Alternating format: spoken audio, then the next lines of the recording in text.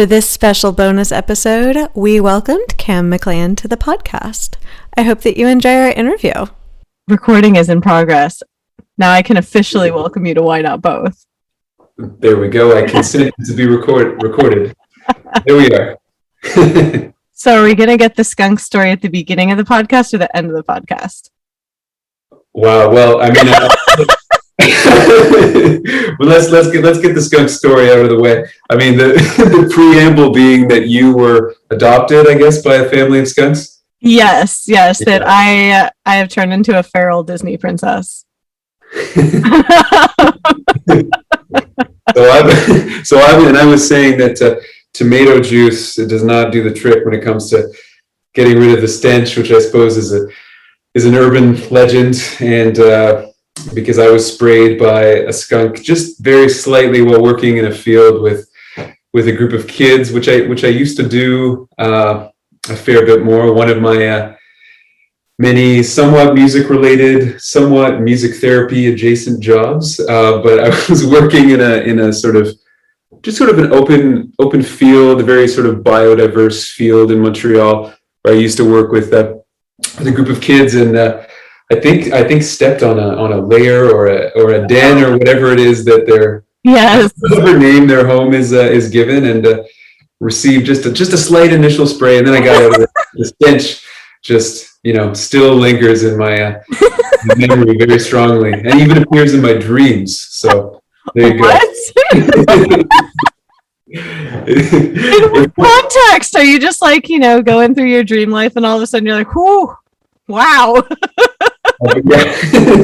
Yeah, it definitely appears sort of in a sort of cognitively dissonant way in some of my dreams, where I'm having a very mundane dream about, say, being in the grocery store or something, or meeting a friend and chatting, and then all of a sudden it's as though in the dream I'm utterly covered in skunk juice or whatever it is. So I love that your olfactory memory kicks in at that point and is like, yes, this is the plot point. This is the plot point this dream needs. Yeah.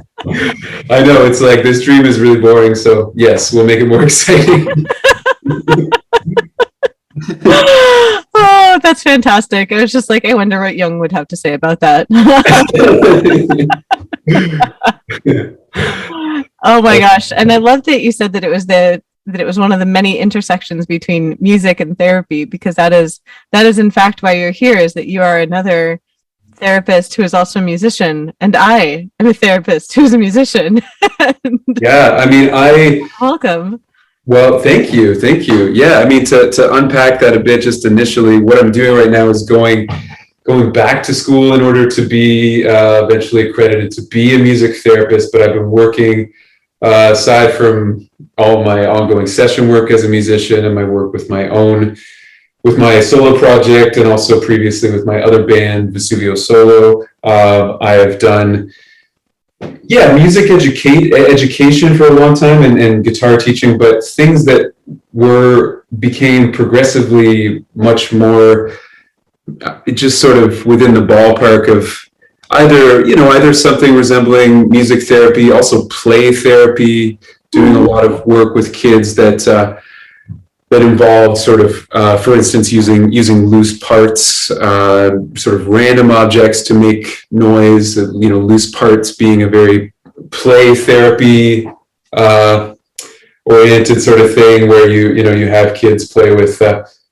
objects that don't necessarily sort of tell you how they should be used, as it were. And so I used to work with a number of community organizations and doing this thing that I sort of casually called Noise Club. That was, and I did it in public schools, also with community centers, and I haven't done with the pandemic, but I had done this until the end of 2019, I guess, before I started doing some session work, and then the pandemic started. But basically, Noise Club was kind of a jamming session for kids, often children with intellectual disabilities, and that involved free play and music making with conventional instruments and also with, again, sort of loose parts and, whether they be just sticks and stones or cardboard pieces or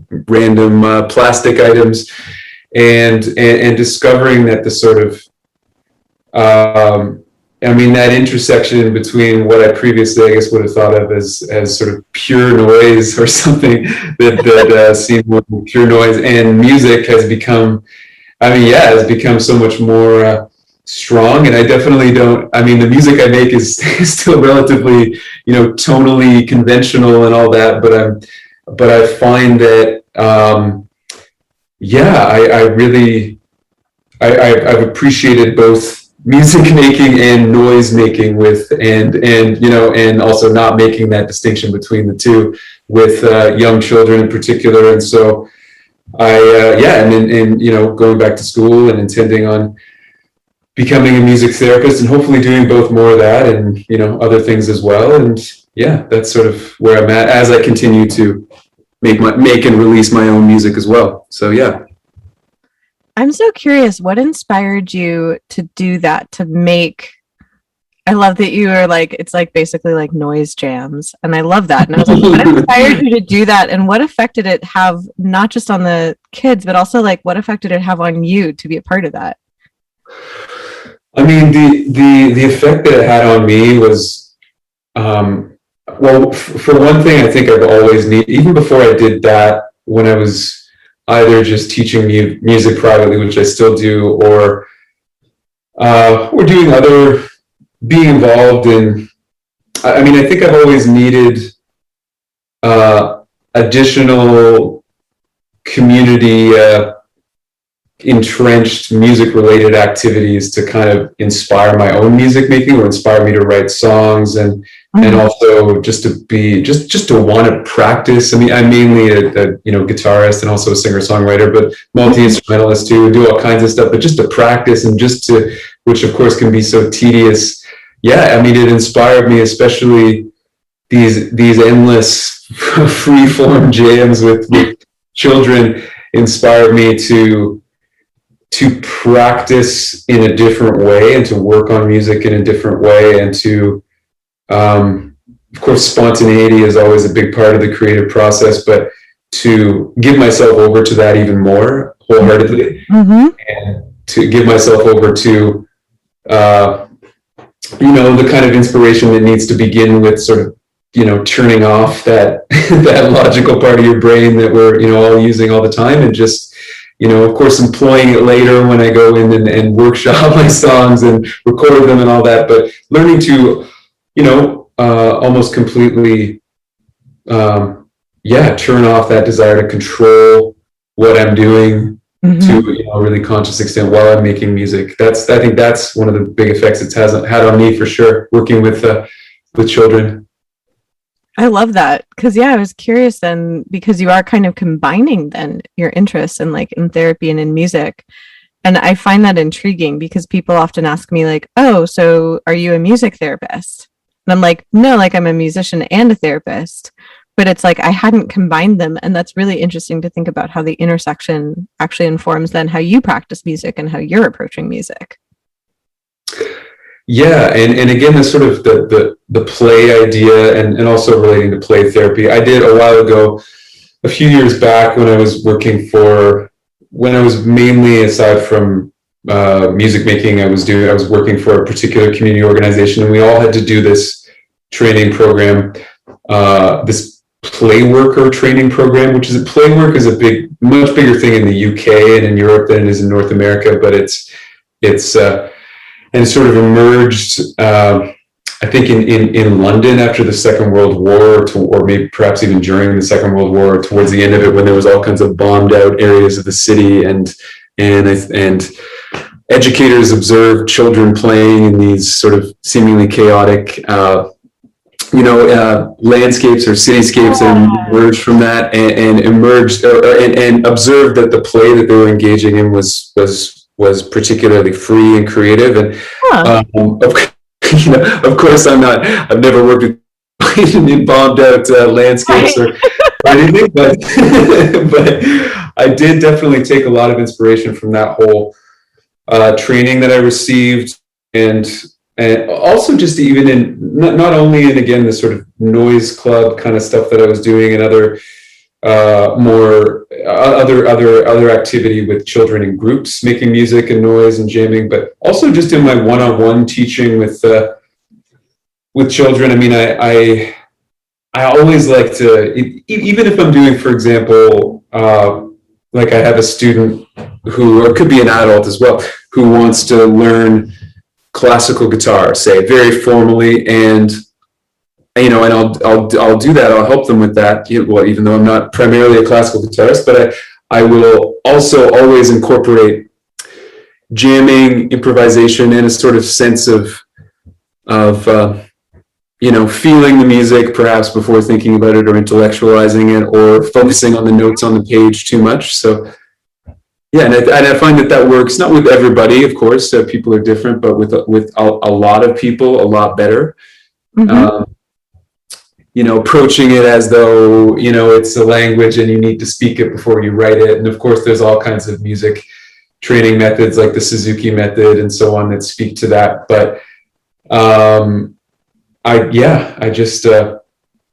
I'm very, I feel almost as though I'm in high school again, when I think about these things, like I love jamming, and just, I worked for so many years very seriously with bands, rehearsing and going through the minutiae of all the little things we needed to perfect, which was so great. But I feel like I've in recent years returned to that sort of, beginner's mind of sort of jamming, just loving jamming and loving starting with that.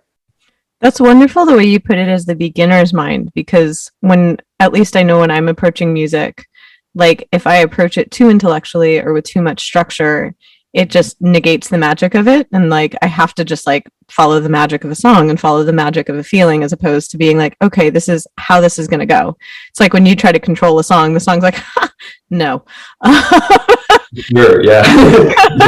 And I'm curious, what was your experience when you learned music? Like, did you learn in more of like kind of that structured manner, or did you learn based on like improvising and jamming? Like, what was your background in music when you were a kid? Yeah, so I grew up in not a tremendously, but I would say a fairly musical family. Everyone played sort of a bit. I played a lot with my aunt, for instance, who was also a guitarist, and she was sort of an informal teacher for sure. I started taking formal guitar lessons at 13, but I already played a bit of ukulele and guitar. I'd started with ukulele, I think, at 5, just sort of figuring things out on my own. But yeah, interestingly enough, when I started taking formal lessons, it was with a guy who was an amazing player. This was in no one will know where this is, but this is I grew up near I grew up a bunch of different places, but I grew up mostly near the Detroit-Windsor border. I grew up about half an hour from Windsor in a little town called Chatham, and there was a guy there who was my teacher, who was actually severely dyslexic, and he was primarily a classical guitarist, but he taught the reading of music and the understanding of music therapy in kind of unconventional ways, and he I assume he knew what he was talking about. He attributed his unconventional way of teaching to his dyslexia, and even though we primarily did we did like conservatory guitar kind of stuff, and a bit of jazz as well, but mainly classical guitar. It was with him as well. It wasn't quite, jamming in the way that I just romanticized, but there was definitely a lot of, I would go in to do my half-hour lesson with him every Monday or whatever it was, and we would start just by sort of playing, or I would walk in and he would be playing something, and I would watch him play it, and I would immediately try and imitate it. And he didn't stop doing that, which a lot of more classical teachers, of course, would. They would sort of get down to business, and I really appreciated that about him. And I also didn't learn to read music well, quote unquote, properly through him. I needed to play a lot of catch up later. Yes. But, we always looked at the music, but I was always mainly looking at him playing, imitating him, and he didn't seem to mind. And again, he was aware that he had, as he, I think, put it, unconventional methods. And, I think that I hadn't really quite thought about it until now, to be honest, but I suppose in a way that informs what I'm talking about too, or having had that, I think it definitely informed my ability and capacity to improvise. Obviously, a lot of classically trained musicians find it really hard to improvise, and yes, and just looking at him and having that sort of oral tradition element be front and center, even more than, or at least before then, the sort of more literate, I guess, conventional classical training came in. That was really, I think, really helpful for me, for sure. Yeah, it's so interesting that he says he was unconventional. That was actually very much like my first piano teacher, where she just didn't stop me from mimicking what she was doing. And even prior to taking lessons with her, I would just listen to what my sister was playing and then like copy what she was doing. And it wasn't until I was about 12 that I got a new piano teacher who was like, "Oh, you play so lyrically, please sight read this piece." And I was like, because I would use the music to kind of like spot check. Like if there was something that I couldn't quite remember, I'd like sort it out using the sheet music, but I wasn't really like reading the sheet music. I was using it as reference for my ear. Yeah. Okay. And so then, I mean, I did end up taking a lot more like music theory courses, and I would say like I'm very grateful for the knowledge that I acquired in those and through my other piano teacher. But I think had I started with her, I don't think I would have still played music, because in a way it was like imbalanced in that her focus was so strongly on the technique and on the sheet music and all of that it took a lot of the joy out of it. And so I agree with you that in a way, like the only reason I can improvise at all is not because of my classical training. It's not that I learned the rules so I could break them. It's that I didn't know the rules. And I encountered them later and was like, "Oh, cool. There's names for these structures that I inherently know about. That's wonderful. That enables me to talk to other musicians about them. That's great." But like, it's not that it then lent complexity to my ideas. It just gave me a vocabulary. And I think if I had started the other way around, like I might have just played music for myself. Like I wouldn't have necessarily played for other people, because it was like a spiritless endeavor. Yeah, well, yeah, and I think it's a relatively, universal experience. I mean, I think we all know so many people probably who, I took piano lessons as a kid and I just couldn't get into it. And I think, again, of course, for some people, it absolutely works to just be completely logical about it, completely theory oriented from the beginning. But I think, for so many people, it's this sort of joy of music can be stripped away so easily, especially when you start as a child and you just want to play music, and then it's hyper intellectualized from the start. Yeah. I love that you gave kids that opportunity to have the opposite of that, because, and even imagining like kids kind of playing in the chaos of rubble, because when you're a child, you don't know that that's necessarily a bad chaos. It just sort of is. You just kind of come into the landscape being like, well, here we are. And so same thing with like, if you provide kids with just these objects, they're like, cool, some objects. Sure, yeah. And this sort of, and the way that the object it become a sort of weird extension of themselves. It's really cool to see. Yeah, but I mean, currently in my private music teaching as a guitar teacher mainly, I actually don't have any. I typically in the past have had some, but actually all of my students currently are kids who either don't read any music or who are already reading music on another instrument and taking guitar lessons with me supplementarily, and just only wanting to just jam and learn. I have one student, for instance, who only wants to learn how to play every Taylor Swift song. That's all we do. And there's never, and I'm not giving her, a piece of music to look at. I'm just showing her and she's doing it. So, oh my gosh. And yeah, and it's great. I mean, and and not that in the past I haven't enjoyed looking at a challenging piece of music with some student of mine, but it's again, there's a lot of things that are leading up to, for me in the past couple of years in particular, sort of getting back to the basics and reconnecting with, a more spontaneous side of music making, music teaching, and also sort of therapy related kind of stuff too, that is for sure informing my own songwriting and making me want to write, really outside the box. I mean, I kind of mentioned this maybe at the beginning, but I've started to write. It probably won't quite go with the sort of kind of indie pop stuff that is my solo project or my other band or other bands I work with for the most part, but I've started to write sort of more atonal guitar pieces, which is a new thing for me, and just trying to be weirder, trying to not think about the rules, and just sort of have that sort of boundary between noise and music be a little bit more fluid. I love that idea of like not coming in with a preconception of what music necessarily is.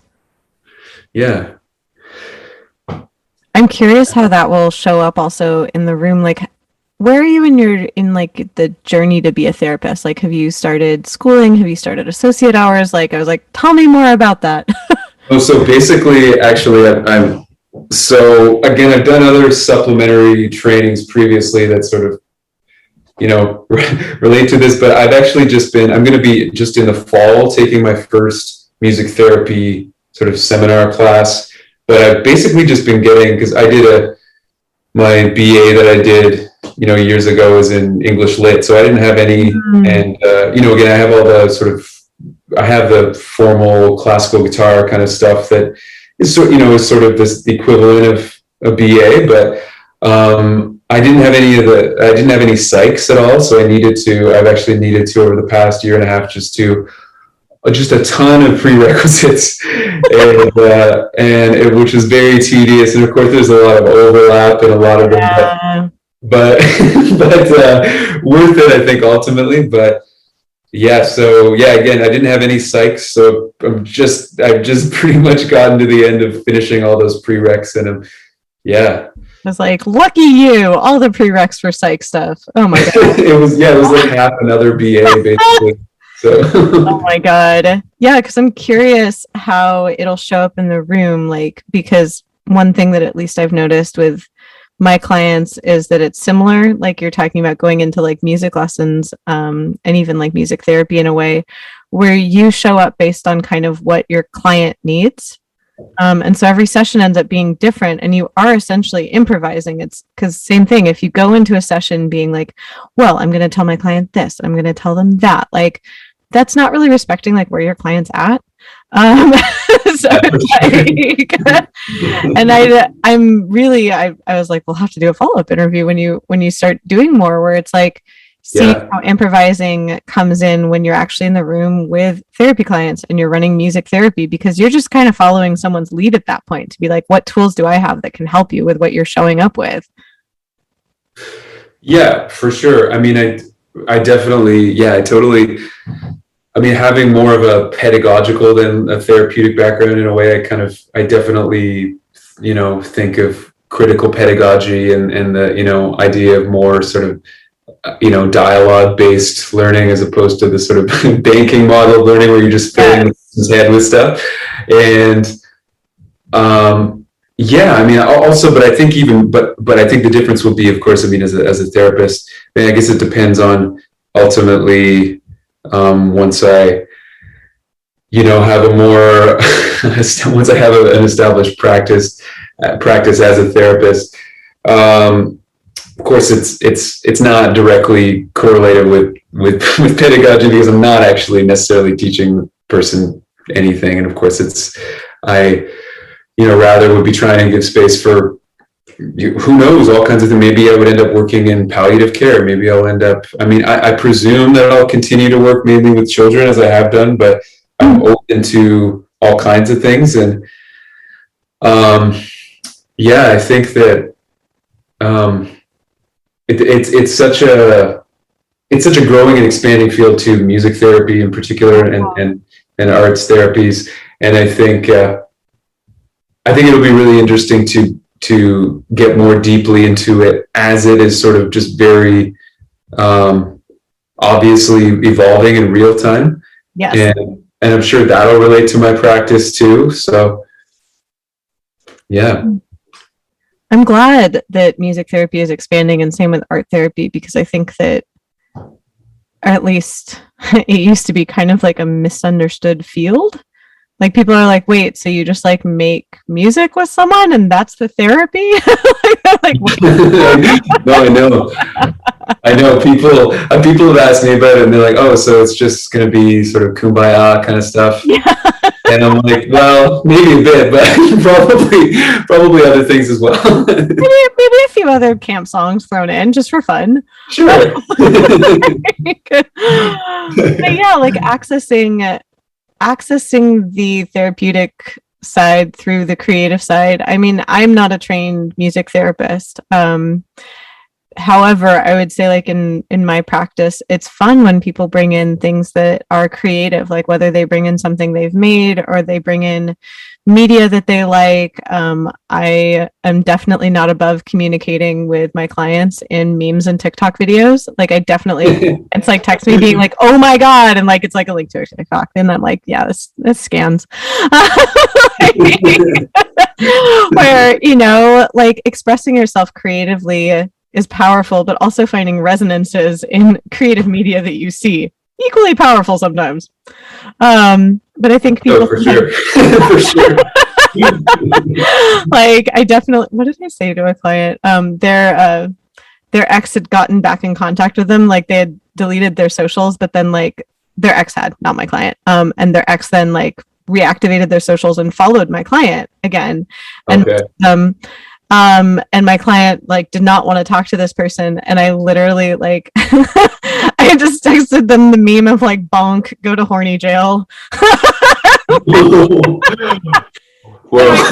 client thought that was the funniest thing in the entire world. Like they were just like, that is, because like they texted me like the screenshots of like the person following them again, and they're like, I know I don't want to talk to him, like what do I do? And like they had sent me like memes and TikToks that they already liked, so I knew like what they liked. And so I was like, normally I would not, say in grad school, have been like, you know, it's a great therapeutic intervention, the bonk, go to horny jail meme. Yeah. I like how casual your practice sounds. Yes. But my client was like, that was exactly what I needed to remind me why I am not going to respond to this DM. I was like, there you go. Yeah. For sure. No, it's funny. I mean, things like that definitely I mean, had you spelled it out, it probably wouldn't have been as effective. Right? Like, that'd be really funny if your therapist texts you like, this reminds me of the meme bonk, go to horny jail. Yeah, exactly.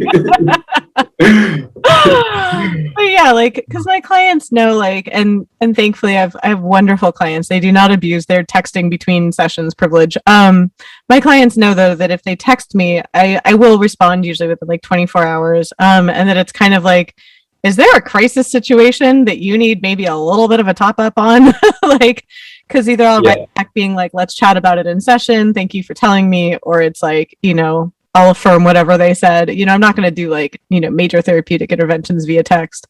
They know that if they message me something, like, it's not like I'm just going to ignore them. So it's funny. This all kind of reminds me of those, those sort of, the sort of autocorrect memes or where and I've seen some recently where it's, oh, my therapist accidentally texted me.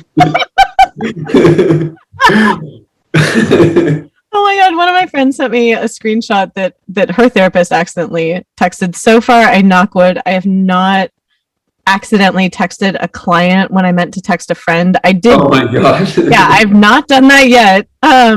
I think it's because all of my work texts go through a different phone number that's on my phone, so it's in a different messaging app than like any of my friend texts. So like, it's so funny. My previous therapist, who I saw personally for a long time, who was really helpful to me, he was like an iron fortress, which is definitely what I needed at the time. but never. I don't know. I never learned anything about him. There was very limited information about him online, but he was amazing, and he was super helpful. But yeah, it's funny I mean, there's so. I mean, yeah, people have so many ideas about therapy in general, but oh my God, there's such an incredible variation in terms of what you can get, what you can end up with, what people's approaches are. Yeah. Yeah, because sometimes, like for some clients, the Iron Fortress approach works really, really well. And for others, like my approach of like, here's a funny meme, don't text your ex. It's like, it depends on your personal style. It depends on what you want from therapy. And I would say like, there is always an ethical limit of like, you don't want the therapy sessions to be about you as the therapist. It's always geared towards your client. Obviously you do get a lot out of helping people for sure. But other than that, it's really interesting to me that like, I've definitely heard what you said, like therapists that are like very much like not self-disclosing at all. And really it's like, it kind of depends on your style, and it depends on like how much of yourself do you want to bring into the room, how much serves your clients when you bring into the room or don't. Because there are certain people I would say, like, I wouldn't text all of my clients. That is basically what I'm saying here. For sure. Like it depends on my relationship to that client and what's actually going to help them. Because also keep in mind that client's like 23. Totally. Yeah, that makes sense. And so it's like, I wouldn't have that kind of rapport with, say, my client who's like 61. I would not message something like that to them. That wouldn't be helpful. And so it's like, you kind of have to adjust being like, who am I talking to? What do they need from me? Like, what's happening there? Though you may find as a musician, I did show up on one of my clients' Spotify's, like, even though I had like a totally different like, artist name to my name, like, it was really funny because we were in session and he's like, yeah, you totally came up on my recommended. You're really talented. And I was like, thanks. I really appreciate that. And we just like moved on from there. Cause like, it would be silly for me to be like, that's not me. For sure. Like, who am I, Hannah Montana? It's like, no, it's okay. So to a certain extent, if you do have music out there, even under a different name, people might stumble upon you. Like if you Google me, you'd find both. But I'm not going to bring it up in session. Like I wouldn't be like, by the way, if you listen to yeah, check out my tunes, by the way. Yeah, exactly. Same thing. Like a few of my clients have found my podcast and they're like, oh my God, you're rad. And I'm like, thanks for listening. And then same thing, like moving on.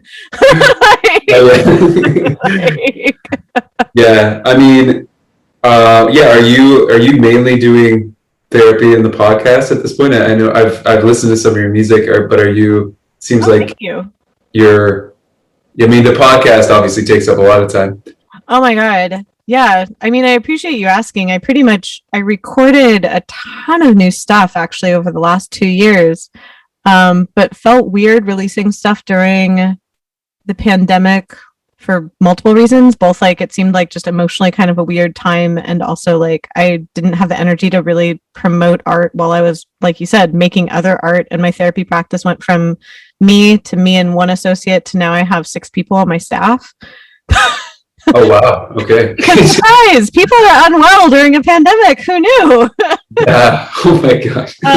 So I have still been making music and actually have recorded a few videos, and it's like, I'm just kind of sitting on stuff until I really have the emotional and logistical time to do it justice, putting it out into the world, but it is there. That's the thing. I never stopped making it. But then like you said, obviously like the podcast does take up time, and then my practice, like, yeah, it was just the season for that. I'm very much like, you have to just pay attention to like, okay, what season is it? Okay, this is clearly this season. Like, is this the season to release music? No, we can continue to make music. That's never going to stop. But is this the season to release it? Maybe not right now. Let's hold off on that for a second. This other thing is going really fast. So now that's kind of more, now that I have more of a handle on that, I can dedicate more like emotional and brain space to then like, oh, how do I want to release these songs? Okay, yeah, that makes sense. Yeah. Have you encountered anything like that, like in your kind of like balancing kind of your work and creative life? Do you ever kind of almost like run out of bandwidth for one of them? But it's not that you're going to not do that forever, but just like right for that moment. Yeah, for sure. I mean, I think my main objective will always be to, or the most, I'm sure this will, I mean, of course, I also want to be a good music teacher and a good, play person with noise club kind of stuff, and ultimately a good therapist. But the thing that preoccupies me the most, and has since I was very young, is wanting to write songs. And I think that won't ever change probably. And yeah, I also again knew that I write better songs when I'm also involved in something that seems very community oriented.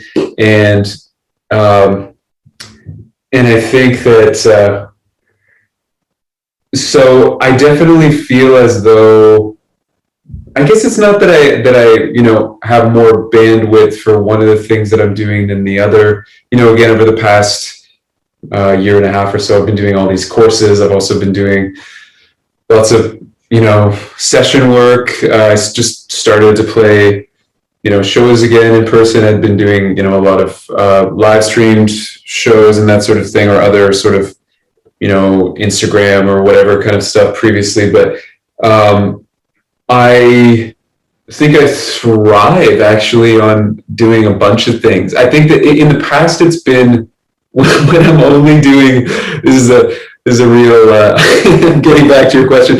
Basically, in the past when I've done only music, I have felt uninspired. At the times when I was in my mid to late 20s, I did tons and tons of touring in North America and Europe with bands, mainly with my band Vesuvio Solo, but also with some other Montreal-based artists that I used to play with a fair bit. And when I was just doing music all the time, whether it was on tour or doing tons of session work, or I very quickly felt kind of unstimulated. It's like I need the balance between, I think because music is a very like there's always a sort of matter of something sort of bubbling up from within me that sort of comes out as ideally as some sort of inspired musical gesture or song or performance or whatever.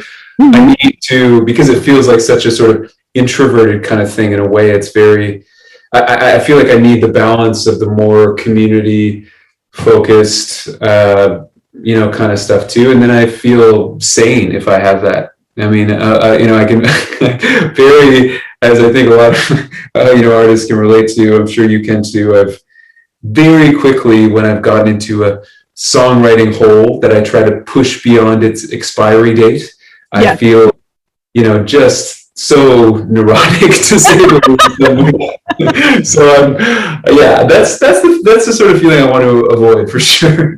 Yes. And that emphasis on kind of like community and inspiration, it's like there does have to be a balance of when you're working on music. That's a wonderful thing. But if you're only doing that, it's almost like, the way I think about it is I have to kind of like fill my cup up elsewhere. It's sure. Whether it's through another either occupation or volunteering or whatever it is, it's like I have to do something outside of that so that then I can go back into it. It's like kind of like when you're swimming, you have to like, if you have to take your arm out of the water for a second to put it back in. It's like yeah. I like that. Yeah. You're just kind of flailing around non-directionally. or drowning in the worst case scenario. Yeah. Oh, true. Exactly. Yeah. And it's like, I've always said that like sometimes my music brings me money, sometimes it doesn't bring me money, and either way I make it. I would make music regardless. And so it's like when I turn towards other things, like even when my music is making me money, I like to do other things because it gives me that inspiration. It gives me that like, the upward part of the stroke, and then you can come back down, and then you work on the music part, and then like you come back out and you do something else. And it's like, then you do the music part. Because like you said, it can sometimes feel either uninspired or it's there's a Billie Eilish line in a new song that she just released that's what did she say? It's like, the things I once enjoyed just keep me employed or something like that. Yeah. I'm also currently teaching a lot of, just as, as an aside, teaching a lot of Billie Eilish songs on the guitar too, of course. Yes. Yeah. I love her. Like as an LA native, seeing like another LA native rise like that, and especially I'm like, I wish she had been around when I was a teenager. Like I would have loved her. Like I'm not a teenager, and I'm just like, heck yeah. I really loved, when I first heard the what's the song? My Future. I thought, oh wow, I really like how this has this sort of the quality of a standard. Like I could have seen Frank Sinatra sing it or something. Yeah. I like that there are some qualities like that reemerging in pop music again, where it's like just this is so singable. This is such a song. Yeah, it's cool. Yeah, like I think that she and her brother are both just so talented, and it makes me really happy to see that that's kind of like the talent that's rising. I hope that more people like Billie, like younger women, are rising up like that. Like I hear like other writers like that, and I'm just like, yes. Like more of this, please. I'm so happy that your students are requesting to learn Billie songs. Of course they are. Oh my gosh. But yeah, I sorry, I felt like you had another question in there buried, or maybe I had another one for you. I was thinking about what you were talking about in regards to, there was a different thing that, train of thought, where'd you go? My train of thought just went in like 5 different directions, as though it were like the worst trolley conundrum. I was like, oh no, where go train of thought? You were talking about like kind of touring, and then you were talking about doing like live streaming and things like that, and it popped in my brain of like, how has it been during the pandemic? Because also you said you were doing like the noise jams before, and now you can't. How has that impacted what you're doing? And in a way, like, how has it changed how you view yourself? Because now you're more of like a student and like an online musician, and it's like, how did that change your perception of yourself? Well, I guess, I've been privileged enough to have been able to, throughout the pandemic, even when I've had to, when everything moved online, I've been able to live in a few different places. And not because I have all kinds of, I actually grew up in a low income single parent family, but I was just able to, with my partner is actually, she's a PhD student in New York City, and we were actually intending to move to New York this fall, because she has to do a lot of in-person research to finish her dissertation, which is a sort of comparative study between for the affordable housing crises in New York City and Toronto. So she has that sort of dual national perspective going on, which is cool.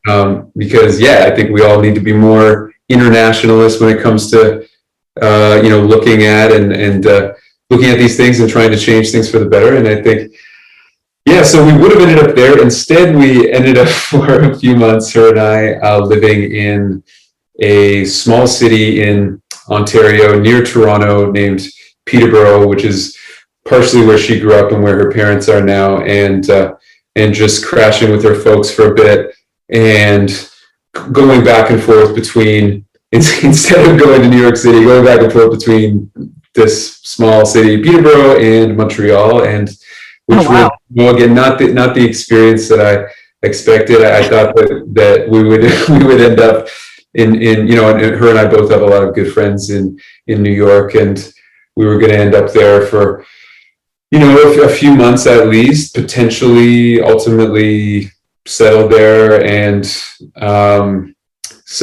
things were upended, of course, as they were but the way in which things were upended for me were much more palatable than for a lot of people. So I am very thankful. But moving to entirely online, and then in the context of kind of going back and forth between different places and being where I didn't expect it to be, and having things change so much, reminded me of of being a kid. Actually, when I moved, I went back and forth between my parents split up when I was really young, and then I went back and forth between my mom's and my dad's, and I actually liked it. I mean, of course, a lot of children of split up or divorced parents don't, but I really loved the just being sort of constantly on the move, as it were. And maybe that also relates to, not just geographically, but maybe that also relates to why I have a compulsion to do multiple things and have them feed each other.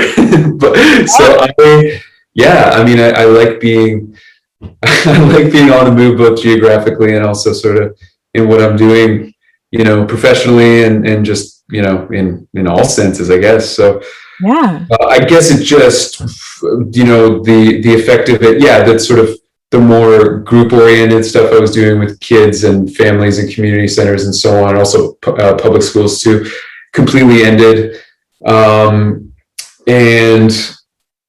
I, went again, I was just teaching online a lot more private music students, and then also doing these courses, and then also working on songs and working on recording my next record, from which I've released one single so far. I'm actually releasing another one next Thursday, August 12th. And then the actual record, who knows when I'll release it at some point. So that'll be my second solo record. But yeah, I guess that the sort of, living through the pandemic taught me that it gave me a sense of gratitude I certainly don't like the uncertainty related to the virus or all the horrible things that it's produced, of course, but the uncertainty related to my own, that I can sit with easily and actually feed off of well, like a lot of uncertainty as it relates to my own life, and that it can stimulate me creatively. I wrote a bunch of new songs, and I got to recording them quickly with my friend Cadence Weapon, who's a Toronto-based rapper and producer, and who's actually currently up he's shortlisted for the Polaris Prize, which is sort of indie music prize in Canada, and for his most recent record.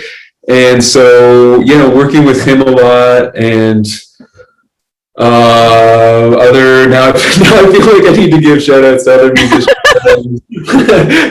Calvin Hartwick, who was the engineer in Toronto, who he and I worked with, and before that I was working with a guy named Alex Crow in Montreal, and also doing a lot of shows and music videos and other things with my friend and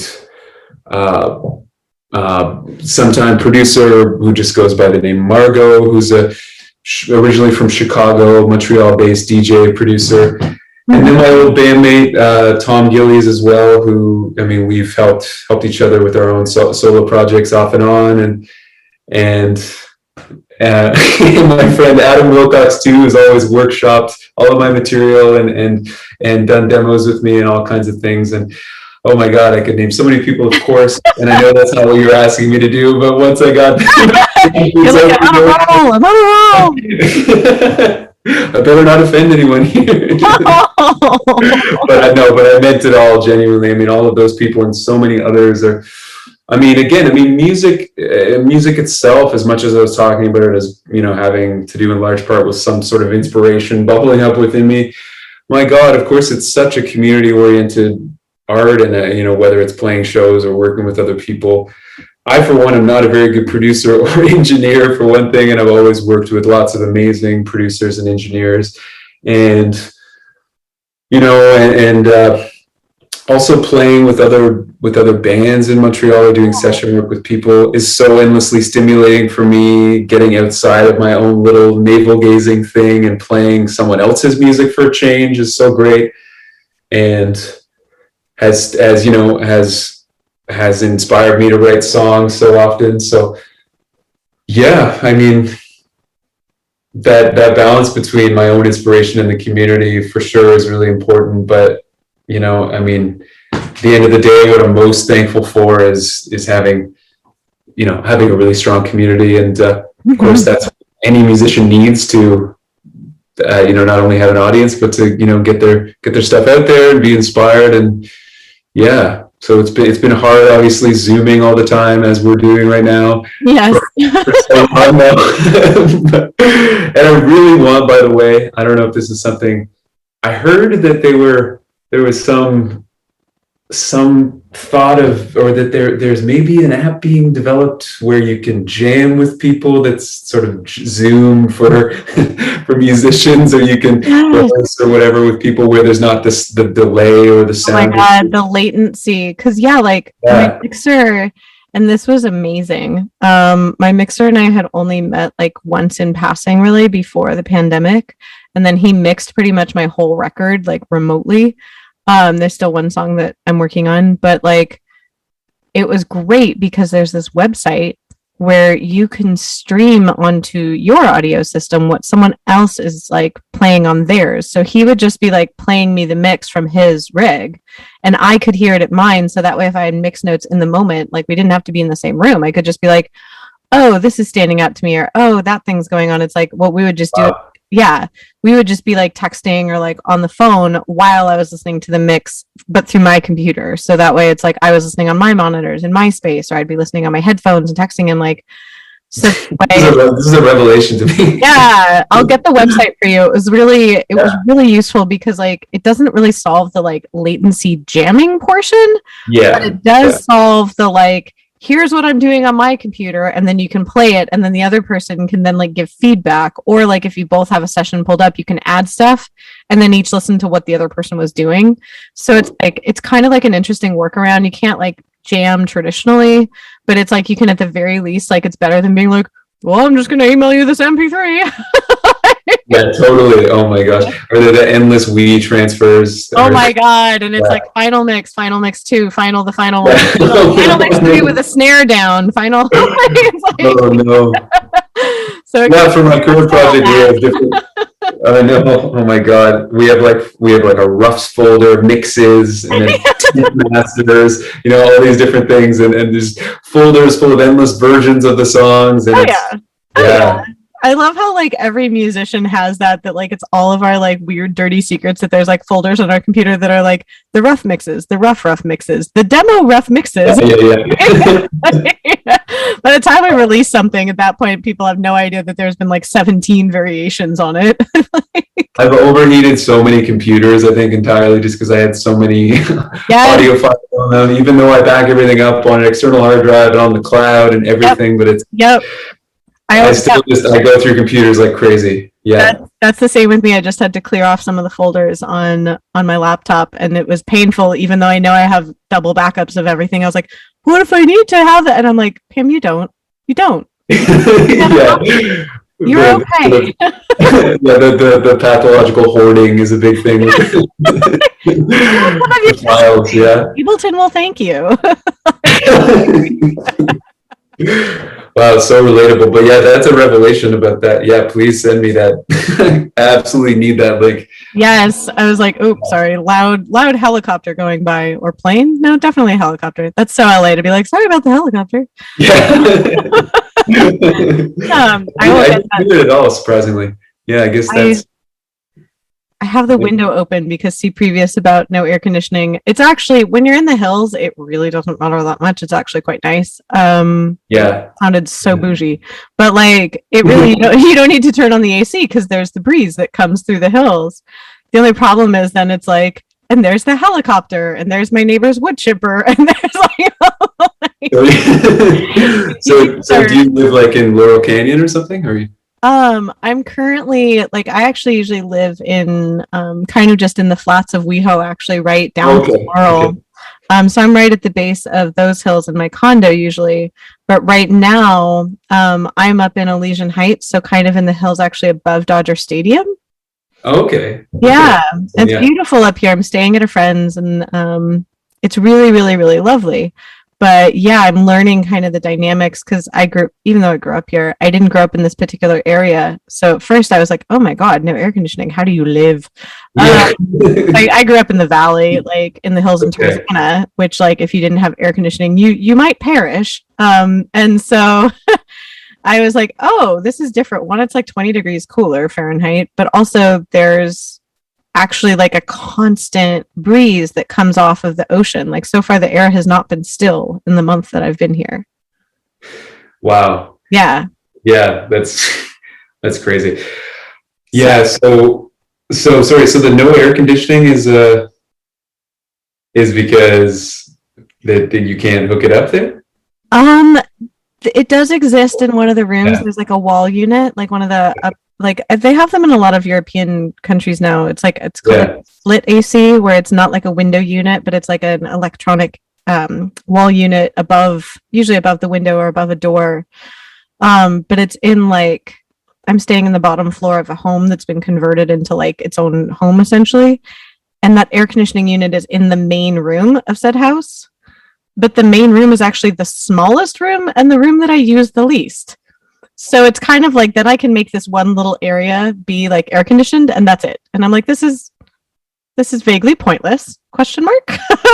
So like, cool, I could make this like one, like maybe like 7 to 10 foot space air conditioned and the rest of it is not. So I'm just not gonna, that's silly. Why would I do that?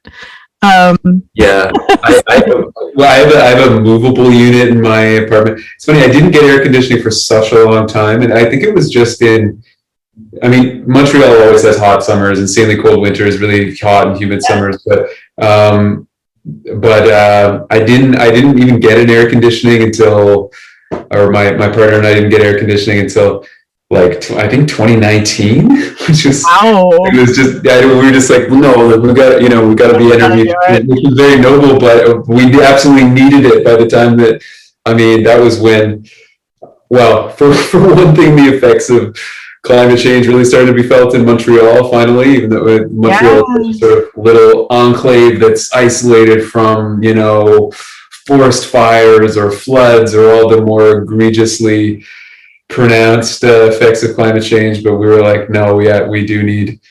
It's ironic, of course, getting air conditioning for the first time as you're becoming more aware that climate change is really affecting also your. Yeah, I was just thinking that, where it's like same thing where I hadn't had like a proper air filter in my home. I mean, there's like air filters in like the ducts and whatnot, but I had to buy like a pretty heavy duty air filter last year because of the fires that I was then experiencing like allergy symptoms essentially like in my own home, even with like the doors and windows closed because of the air quality. And so I was like, wow, okay. Yeah, so I bought an air filter and it really did make a big difference, but it was 2020, there was like a few days where I wish I were exaggerating, but like you kind of like you couldn't see the sun. Like it was kind of like orange one day, and then and then the next day it kind of was like you were inside like a hard-boiled egg yolk. Like it was like it was it was not optimal. It was like the time when we were like, cool, so we can't go like inside because there's a pandemic, but we can't go outside because it's like the apocalypse. So question mark. And so that was what thankfully I'd invested in like an air filter, but I hadn't used it. It was like the prior 2 years I'd invested in it when there were really big fires in Malibu. But I didn't have to use it. It's the irony of having to use an electronic device to make your habitat livable because your habitat has become unlivable because of electronic devices. Like, just that's a horrible Ouroboros right there. Yeah, I know. I really hope some major action begins to be taken by, all of us. Well, mainly those in power, but. That's the thing that I advocate for individual action, but looking at the stats, it's, yes, individual action does make a difference and it makes us have a sense of agency, but it's like, it's really like big corporate action that's going to get the job done there. I know. Yeah, I try to, be kind to individuals, but ruthless with systems when I think about these things. I love that. Kind to individuals and ruthless with systems. That is a brilliant way of describing it. Yeah, and not only when I think about these things, but when I think about most things, I dare say. Yeah, that checks out. This scans. It's interesting to think about that in a podcast that started based on, I wouldn't say an idea of hyper individualism, but on the idea that like initially it was about how our identity sometimes becomes fractured when we're in multiple spheres, and then like over the course of the pandemic it's more been like, so society fell apart, how do we define ourselves? It's like, yeah, for sure.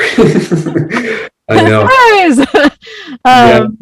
But it's so fascinating to me that you bring up repeatedly, you've brought up community and also comfort with uncertainty, and I think that those are essential in how to like redefine ourselves, of like that it can't just be on an individual basis, and we can't necessarily rely on certainty, so it has to be community oriented.